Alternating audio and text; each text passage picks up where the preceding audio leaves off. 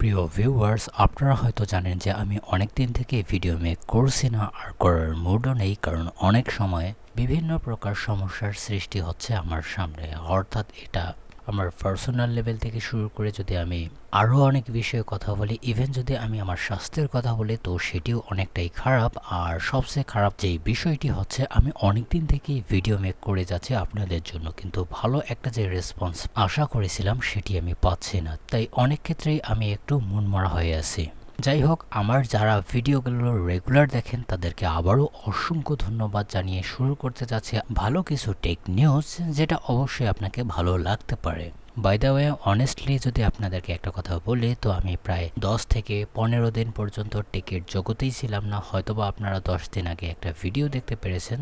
তো এখন প্রথম স্টোরিতে যাওয়া যাক। অ্যান্ড এই স্টোরিটি আসছে মূলত এএমডিকে কেন্দ্র করে। হ্যাঁ, আমি এখানে একটা বিষয় ক্লিয়ার করে দিতে চাই, আমি কিন্তু রাইজেন 9000 সিরিজের যে সকল সিপিও লঞ্চ হয়ে গেছে, ইভেন সামনের দিকে হবে, সেটি নিয়ে আমি এখনও পর্যন্ত কোনো ভিডিও মেক করিনি। আসলে এগুলোর কীরকম পারফরমেন্স করছে এবং আপনাকে কেমন ভ্যালু দেবে, এটার জন্য আমি সরি। যদি আমি সামনে পাই, অবশ্যই আপনাদের জন্য একটা ভিডিও নিয়ে আসবো। তবে এখন যে নিউজটি আসছে সেটি এএমডি রাইজেন 5 5500X রেডিকে নিয়ে। অর্থাৎ আপনাদের মধ্যে যারা অল্প দামে একটা ভালো গেমিং পিসি সাজানোর চিন্তা করছেন, যেখানে গ্রাফিক্স কার্ড অবশ্যই থাকবে, তো সেক্ষেত্রে আপনার এটা বা এই সিপিইউটি অনেক ভালো হতে পারে। আর আপনারা জানেন যে কোনো ধরনের এক্স3ডি চিপস কতটা গেমিংকে ফেভার করে থাকে, এটা আপনাদের অজানা কিছু নাই। তাই যারা বাজেট গেমার আছেন অথবা স্ট্রিমিং করার চিন্তা করছেন, আপনাকে হাই পারফরমেন্স দরকার অল্প প্রাইসে থেকে, তো আপনার জন্য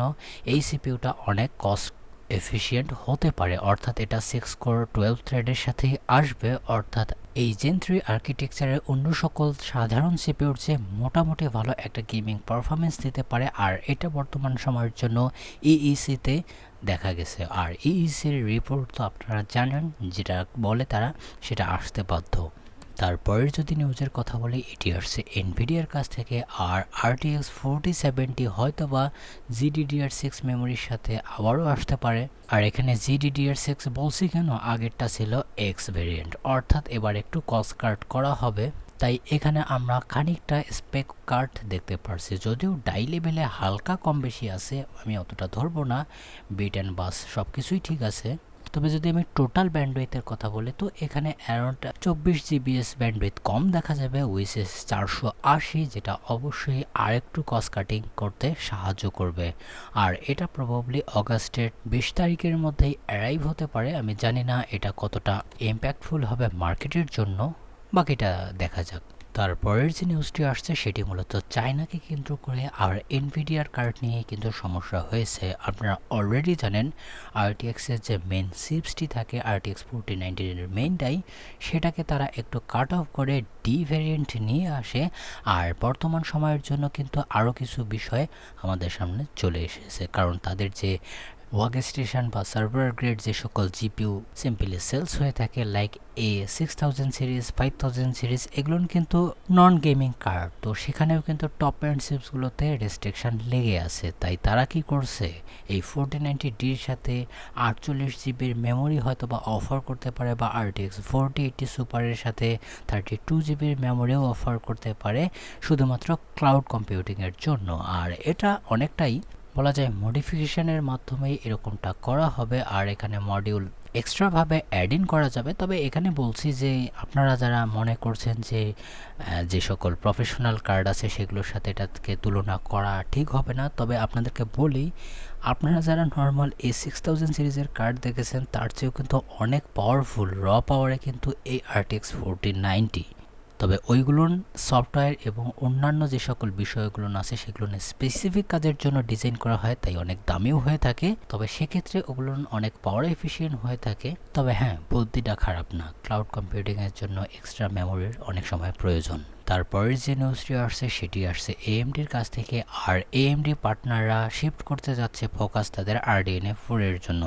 কয়েকদিন আগে হয়তোবা কিছু লিক বা রুমার বা স্পেকুলেশন এসেছিল যে নতুন RX 7000 সিরিজের কিছু অ্যাফোর্ডেবল কার্ড আসবে, উইচেস RX 7400 অথবা 300। তো সেগুলো হয়তোবা আসতে পারতো, আমি জানি না, আমি অনেক দিন থেকে নেটের মধ্যে নেই। তবে বর্তমানে যে খবরটি আসলো সেটি একটু ইন্টারেস্টিং, কারণ তারা এই কার্ডগুলোতে ফোকাস না করে যে সকল পার্টনার আছে, বোর্ড পার্টনার এএমডির যারা গ্রাফিক্স কার্ড মেক করে থাকেন, তো তারা RDNA 4 আর্কিটেকচারের উপর ফোকাস করছে। আর সেইগুলোর কার্ড যদি বেশি বেশি বিক্রি হয় তো অবশ্যই কোম্পানির লাভ, কারণ আপনি 10, 12 বা 20 হাজার টাকায় একটা কী লাভ করতে পারেন কার্ডের ক্ষেত্রে। সেক্ষেত্রে যদি আপনি 50 বা 60 হাজার টাকার সেলস করতে পারেন তো এখানে অনেক ফায়দা হয়ে থাকে। তো আফটার অল আমি মনে করি যে সবাই ধান্দার জন্যই বিজনেস করে থাকে, তো তাদের মর্জি। তবে নিউজ এরকমটাই আসলো, অর্থাৎ at the end of the day budget গেমারদের অপশন আর একটু ক্রিটিক্যাল হতে পারে। তারপরের যে নিউজটি আসছে সেটি আসছে গুগলের কাছ থেকে। অ্যান্ড শেষে আমি কথা বলবো গুগল পিক্সেল নিয়ে, অর্থাৎ আজকের কিনোটে বা গুগলের যে মেড বাই কিনোট হয়ে থাকে আর 2024-এর এটা হয়ে গেল, আর তারা নিয়ে এসেছে কিছু স্পেশাল জিনিস যেগুলো অবশ্যই আপনাকে ভালো লাগবে। প্রথমত যদি পিক্সেল 9-এর কথা বলে তো অ্যাজ ইউজুয়ালি আপনারা দেখতেই পারছেন এর লুক এবং স্পেসিফিকেশনের যদি কথা বলি আপনারা হয়তো বা শর্টগুলো দেখতেই পারছেন। তবে ইন্টারেস্টিং এবার ব্যাপার হচ্ছে পিক্সেল 9 প্রোর সাথে পিক্সেল 9 প্রো এক্সেলও আপনারা আবারও নতুনভাবে পেতে চলেছেন প্রায় অনেক বছর পর। আর অবশ্যই এটা আর ওটার মধ্যে কোনো পার্থক্য নেই, শুধুমাত্র ডিসপ্লেতেই আর ব্যাটারিতে। তাছাড়া অলরেডি বা অলমোস্ট আমরা সিমিলার ক্যাটাগরিতেই ফেলবো। অ্যান্ড সবচেয়ে যদি প্রোগ্রেসিভ কথা বলি তো অবশ্যই বলতে হবে তাদের ফোল্ড ফোনের কথা। ইয়েস, তারা ফাইনালি লঞ্চ করে দিয়েছে তাদের গুগল পিক্সেল 9 প্রো ফোল্ড, আর সবগুলোই পাওয়ার্ড হবে টেনসর এসএসের 4th জেনারেশনের মডেল অর্থাৎ G4।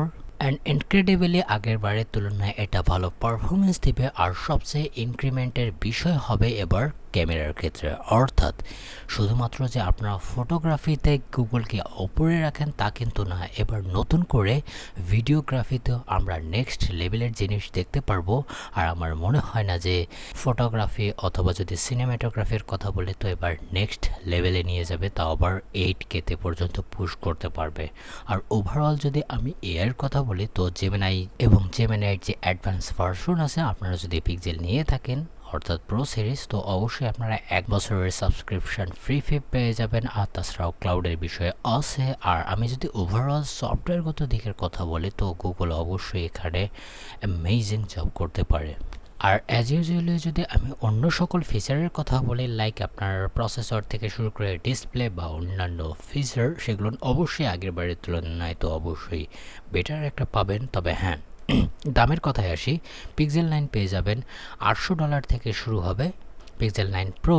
এবং যদি এক্সেলের কথা বলি তো $100 কম বেশি অর্থাৎ $1000 এবং $1100। আর যদি পিক্সেল 9 প্রো ফোল্ডের দিকে দেখেন তো সেক্ষেত্রে $1800 খরচ করতে হবে। আর ওভারঅল যদি আমি সব কিছুর কথা বলি, অর্থাৎ যেই জন্য বেশি মানুষ পিক্সেল কেনে সেটি হচ্ছে সফটওয়্যার, সেটার আপনারা আপডেট এখন থেকে 7 বছর পর্যন্তই পেয়ে যাবেন, কোনো টেনশন থাকতে হবে না আপনার। আর যদি কথা বলি কাস্টম ক্যামেরার তো এখানে 50 মেগাপিক্সেলের কাস্টমও আপনারা বলতে পারেন অক্টাপিডি ওয়াইড অ্যাঙ্গেল ক্যামেরা ব্যবহার করা হবে, যেটা আনবিলিভেবল শট নিতে সক্ষম হবে বলে তারা জানিয়েছে। আর ওভারঅল আপনারা ক্যামেরার স্পিক দেখতেই পারছেন। তবে এটা যেটা দেখাচ্ছি সেটা হচ্ছে পিক্সেল প্রো সিরিজের। অ্যান্ড বিভিন্ন ধরনের কালার ভেরিয়েন্টে আপনারা পেতে পারেন, সেটারও ব্যবস্থা রেখেছে, বাকিটা আপনাদের উপর। আর এখন চলছে প্রি অর্ডার, কিছুদিনের মধ্যেই হয়তোবা এটা বাংলাদেশ মার্কেটেও দেখা যাবে।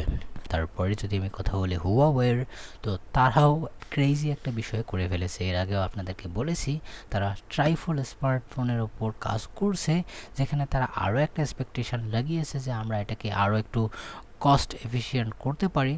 তারপরেও এটা আসলে একটা ইন্টারেস্টিং থিং, কারণ ট্রাইফোল্ড অর্থাৎ 3 জায়গা থেকে ফোল্ড হবে এরকম স্মার্টফোন আনা এবং সফটওয়্যারকে ইউটিলাইজের জন্য সফটওয়্যারকে আরেকটু পলিশিং করা, এটা কিন্তু ছোটোখাটো কাজ না। তবে হ্যাঁ, রিউমার আসছে যে এটা মোর দেন $4000 হতে পারে, অর্থাৎ 4 লাখের উপরেই হতে পারে এই ধরনের ফোনগুলো।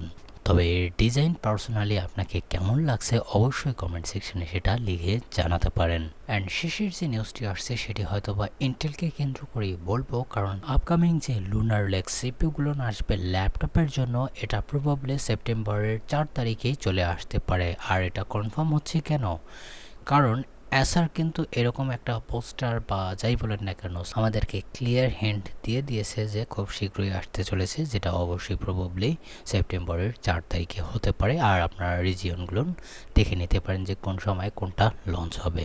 আই হোপ যে আপনাকে ভালো লেগেছে ভিডিওটি, লেগে থাকলে লাইক দিবেন। হয়তোবা আমি সপ্তাহে 2-1টা ভিডিও পোস্ট করে দিব, বাকিটা আপনাদের ইচ্ছা। অবশ্যই ভালো থাকবেন, সুস্থ থাকবেন। Bye bye.